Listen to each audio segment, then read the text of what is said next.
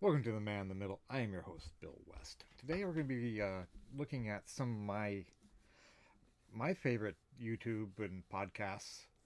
Have you ever wondered, you know, you're watching me or you're watching your favorite YouTuber, and you're wondering, what is their influence? What made them want to do what they're doing right now? And I was thinking about this last couple of days. Ooh, that's a big head. I was thinking about that the last couple of days, and really, I was thinking, maybe you would like to know what started me on this silly little adventure we're taking.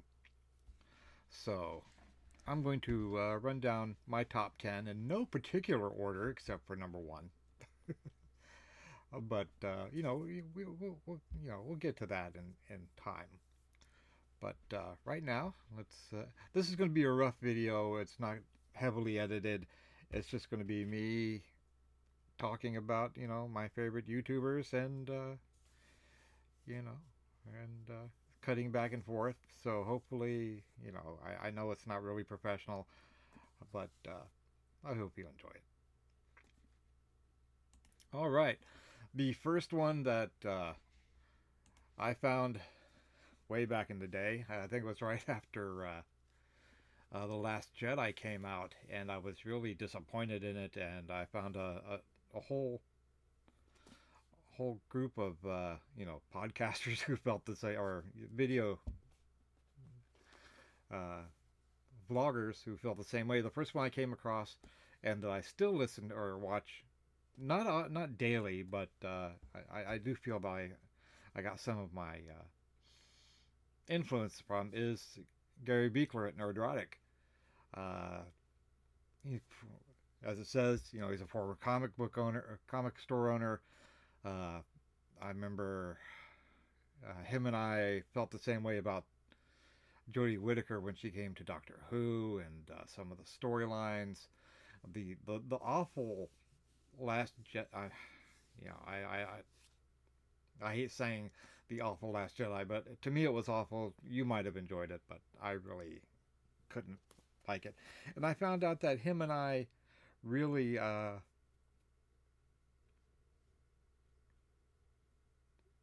agreed on a lot of our takes, and so I started listening to him, and I I still listen to him to this day. I don't have time to listen to his live podcasts. I'm usually asleep because I work at night, and so he comes up in the mid afternoon. So I'm usually well, that's like midnight for me. So I'm well asleep. But that was he's probably one of the first ones that I remember listening to, and like I said, I still do at this time. And some of the things I enjoyed his background and his geeky action figures background. I really enjoy, and you can sort of see that's where I decided to keep my books. I could have put something else, but that's obviously where Gary enjoys the action figures and the toys. I do have some toys and prints, but my books are my passion. So, and next one coming up. All right, the next one that I this one I do try to listen to every day. Uh, Comics Matter with your boy Zach. Uh, he's also a comic artist. He's put out several comics that I bought: Impossible Stars, Iron Sights. Uh, Maybe be right back. Yeah. Also, as well as being a YouTube, he's a comic artist, writer. Uh, Jawbreakers, Graveyard Shift. Like I said, also Impossible Stars, Knife Hand Blind Spot. I really enjoy his art, his comics, and I also enjoy listening to him talk about comics. Oops, I need to put those up. I enjoy his take on comics, so I listen to him often. If I don't get to listen to her today, I'll pull up It's a 10-minute episode. Usually I can listen to a couple of them at work or while I'm going to bed at night or in the morning. So it's very enjoyable. Uh, he also talks about older comics as well as the new stuff coming out. All right, up next is Baradul, the German gamer guy. Uh, I really enjoy Baradul. I'm a big BattleTech fan. I have been since the 1980s, and I really enjoy watching him play BattleTech. Not so much MechWarrior. I never got into the MechWarrior the game myself, and so I really don't care for that. But when he's playing Rogue Tech or BattleTech, Rogue Tech, I don't know if he's played BattleTech Advanced or, but I enjoy watching him play. He doesn't play the same way I do, which is really good. I enjoy watching another take, and he seems to update his game more often than I do, so I get to see what's coming up before I load the updates in. Uh, like I said, BattleTech, MechWarrior 5. I don't know what else he does. Those are the games that I watch. Or BattleTech, Rogue Tech is the game I watch him play, but he's very, very good, uh, very enjoyable. He's very funny at times. Uh, you can tell he's a sort of a metalhead. It comes across in some of the things he says, and he's got that what he calls the German chin worm coming off his face. Uh, a much more refined version of my own scruff. But if you like BattleTech, if you like watching people play games, check Baradul out if you haven't already. He's also on Twitch. I don't watch his Twitch plays. I watch him here on YouTube. But like I said, very enjoyable. This one's going to be different than all the rest. Tim Pool, he is a somewhat conservative voice on YouTube. He's going to say he's not. He's going to say he's more libertarian or maybe even leftist, but I think I would probably swing the same way. I consider myself conservative, and he has many of the same uh, political beliefs that I do. Maybe he's a little left of me, but I do enjoy watching him and his take on the news. It's not for everybody, I'll tell you that right now. But if you're of a conservative mind bent, of conservative bent, you might enjoy watching him. He comes on 3 times a day. He also has Timcast IRL, and the Culture Wars. It's a very political channel, and I don't watch many political channels, but this is the one I try to watch every couple of days. And I don't, while I consider him an influence, I don't get political on my channel, and that's because I made a promise to my wife.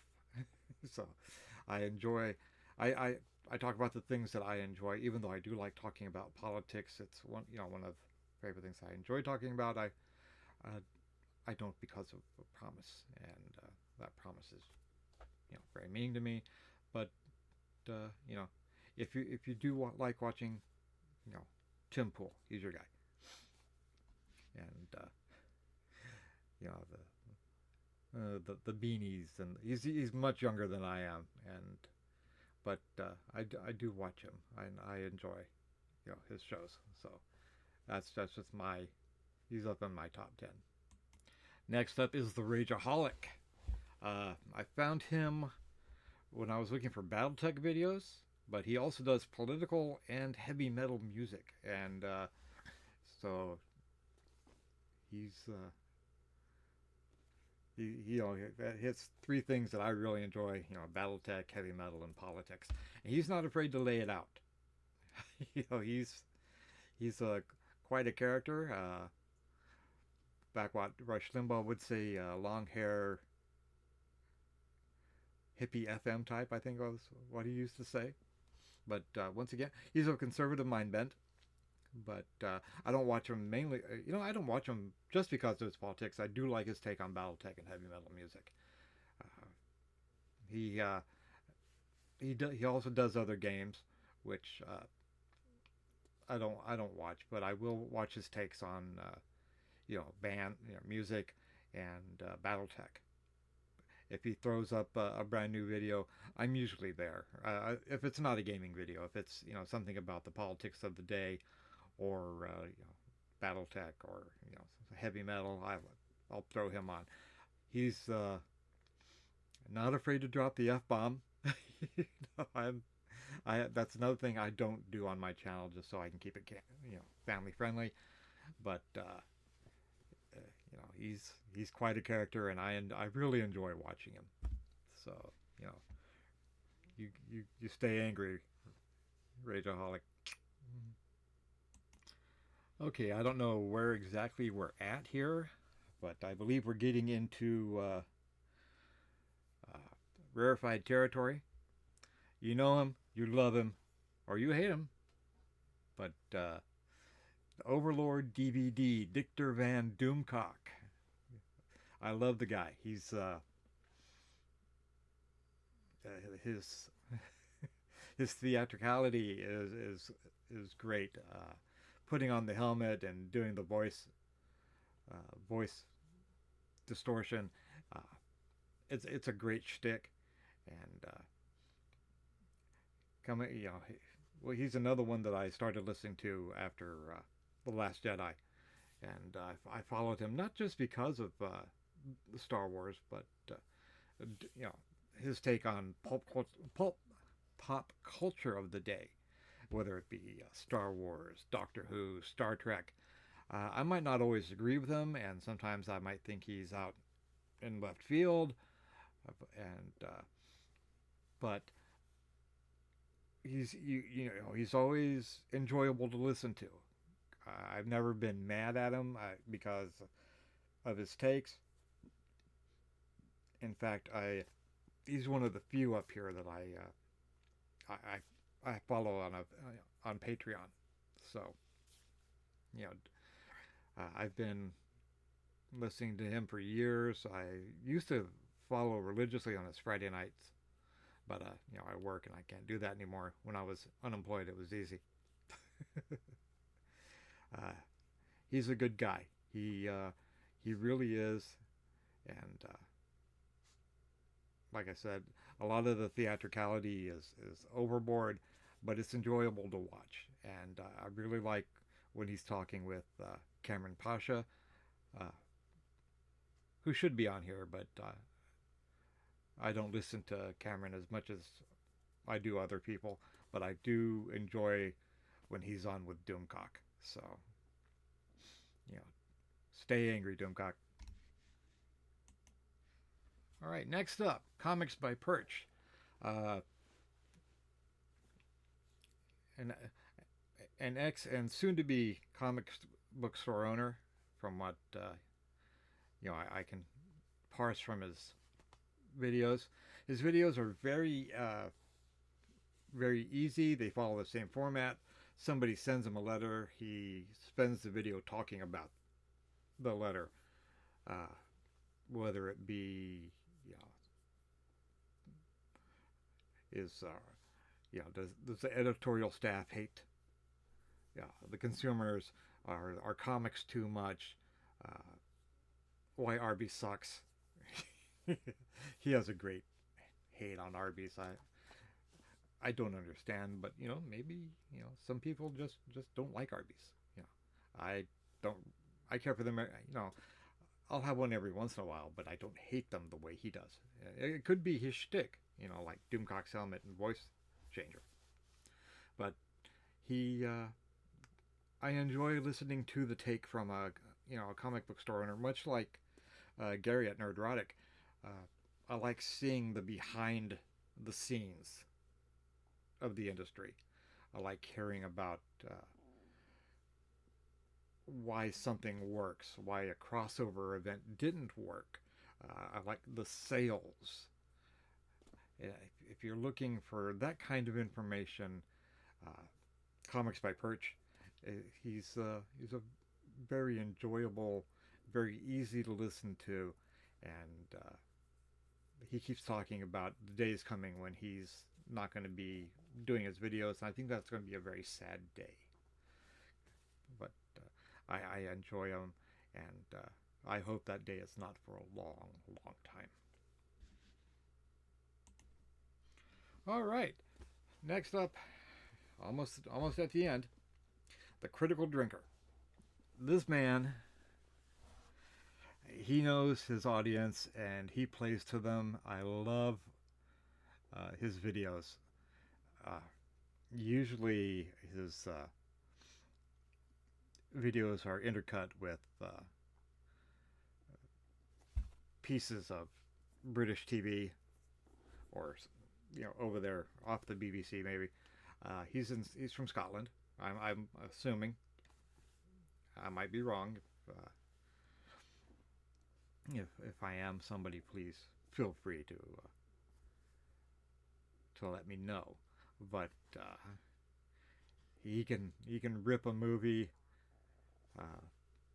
a new rear end, and make you laugh while he's doing it. Although he's not afraid to tell you if something's good either. You know, he doesn't have one shtick. He's not always an angry guy. Uh, as critics go, he's one of my favorites. And anytime he throws a video up, I'll watch it. I'm right there. So, you know, drinker, if by any chance you happen to see that one, lift one up for me. As long as it's not toilet duck, stay away from that stuff. All right, last two. Black Pants Legion. Also, I put this under. I don't know if Tex Talks BattleTech is its own, uh, its own YouTube channel or not, but usually it falls under the Black Pants Legion, which was created by Tex and a whole bunch of crazies. Uh, I love listening to Tex wax on about BattleTech. You can tell that's a passion of his, and every once in a while, he used to play BattleTech a lot, and BTA, BattleTech, RogueTech, but he's broken away from that. He still makes the BattleTech movies. He's probably one of the best BattleTech shorts creators out there. I love watching him and listening to him just talk about things. He started Tex Talks History, uh, you know, the one here right now, earlier early aviation. He also he'll also play different games. The last game I caught him was you build these different cars and crash them. It's hilarious. They were having so much fun, and I will often giggle hysterically when when he's playing these silly games I wouldn't play. Kerbal Space Station, Space Station 13, or Kerbal Space Project, I think it is. Space Station 13. Like I said, I enjoy his BattleTech just because I'm a big BattleTech fan, and his knowledge. I've been BattleTech since it was Battle Droids. I've been following it. I haven't played it. I have almost all the novels. I might have all the novels actually. I used to have all the source books. I don't need more. Uh, Technical readouts, things that I really enjoy. His knowledge is encyclopedic. He's actually in battle. He's his character uh, is a canon character in BattleTech. Uh, I think also his planet Van Zant is in BattleTech as well. But he's just an amazing character. Not just a character. He's his knowledge, and he's been branching out. Like you said, he's done with you know Tex Talks History. He's been doing some poetry. He's also had some specialist in nuclear warfare on his channel. You know, it's interesting to listen to. It's not, you know, he's a Renaissance man, or you know, one of the Renaissance men of our time. Uh, he's also, you can also find Black Pants Legion on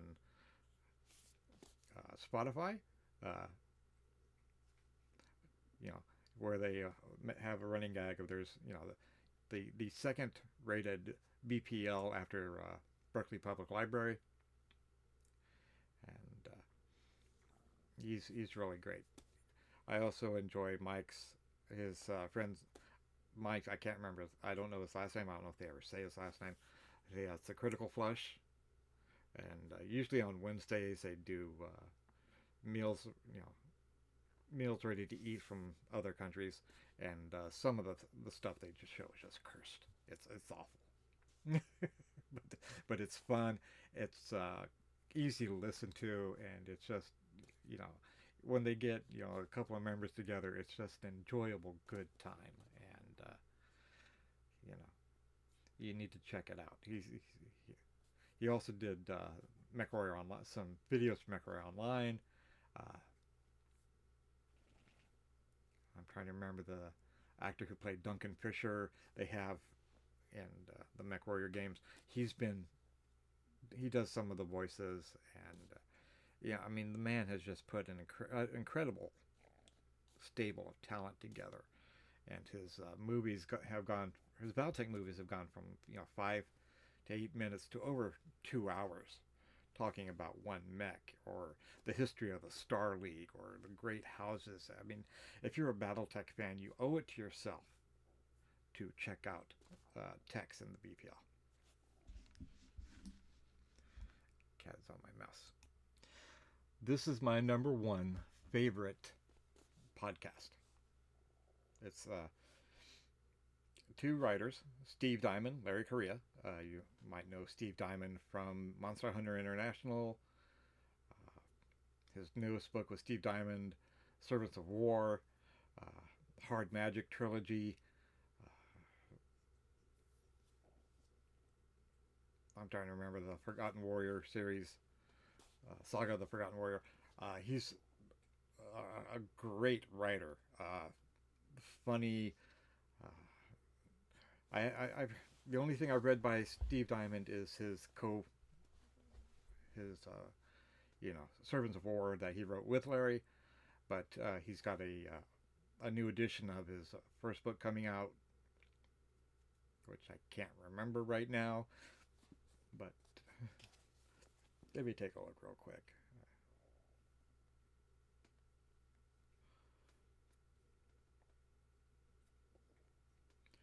Uh, what am I looking for?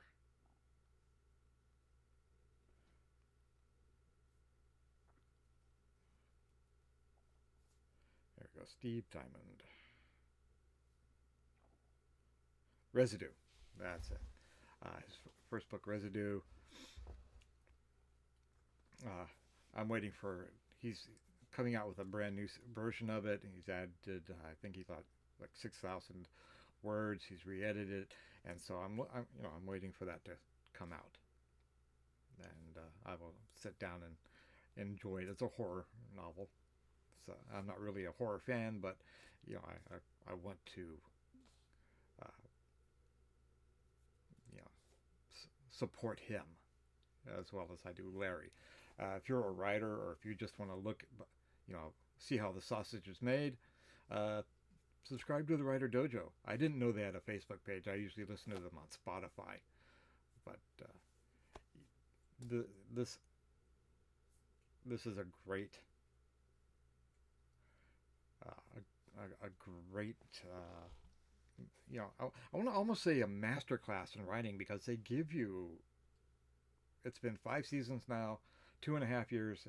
They say 20 weeks a season, and it's about 45 minutes a week. You know, give or take. You know, writing deadlines or going to cons and things like that. But this is my favorite, absolute hands down. Uh, you know, I don't know if they're an influence, but they're the ones that I listen to. I never miss an episode of Writer Dojo. Might take me a couple of days to get to it, but I never miss it.